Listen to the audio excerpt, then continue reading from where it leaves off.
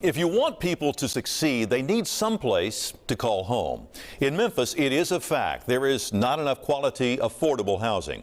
WREG problem solver Stacey Jacobson takes a look at why and what can be done to change that. I would just love to have a maintenance man when I need it. Gloria Cochran is just one of many who've pleaded with us for help with housing. You would like to live in nothing like this. Renters around Memphis frustrated. Really, these apartments need to be better than what they are. I think they're a slumlord. The conditions at some complexes get so bad, city code enforcement gives them citations. They end up in court. Here's Mayor Jim Strickland talking about Pepper Tree Apartments. We have an environmental court on dozens, maybe hundreds of charges. Many complexes are owned by LLCs. In a recent Problem Solvers investigation, we tracked down two of those owners in New York. Figured out they're even getting tax breaks to improve conditions. Still, they didn't pay their utility bills. Services for tenants got cut off. But we still have to suffer because of the complex that's not doing their part. The WREG problem solvers want to know why this happens. Roshun Austin believes she has some answers. There probably could be more done with a rental registry. Austin is president of The Works, a nonprofit community development corporation that builds affordable housing. The idea of a rental registry has been around for years. We covered it back in 2018.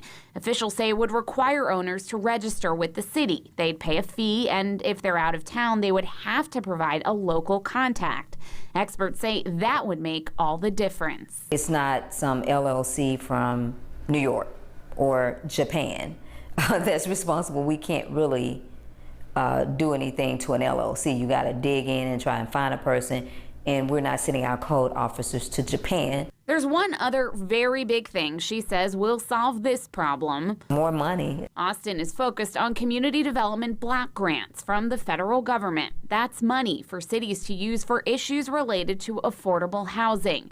Mayor Strickland's administration is also focusing on these grants because they've noticed an issue. When you go around Memphis, look closely. You may notice lots like this with stairs to nowhere. They're homes that have been knocked down. The powers that be thought that was the best decision. Memphis Director of Housing and Community Development Ashley Cash says if she could go back in time, she would change that because knocking down thousands of homes and apartments hurt the overall supply of affordable housing.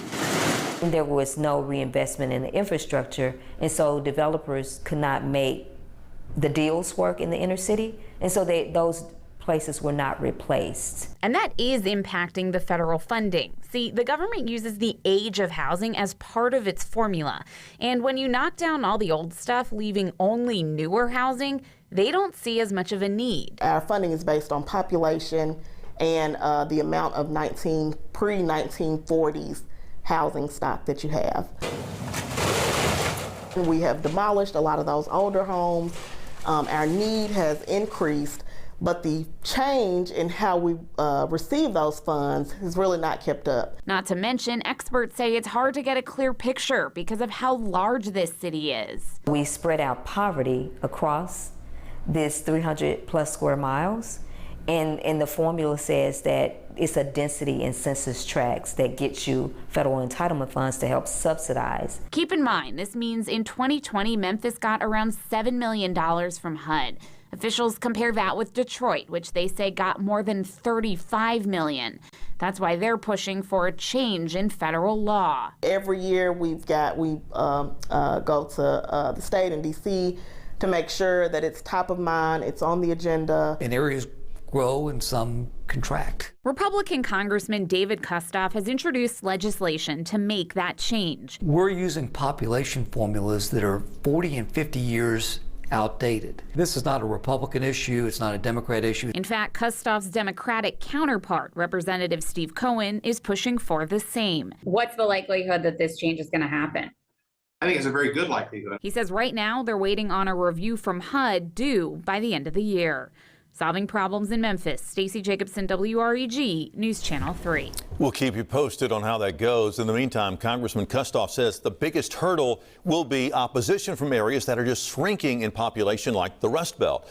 Locally, the Memphis City Council is pushing for a rental registry to pass at the state level.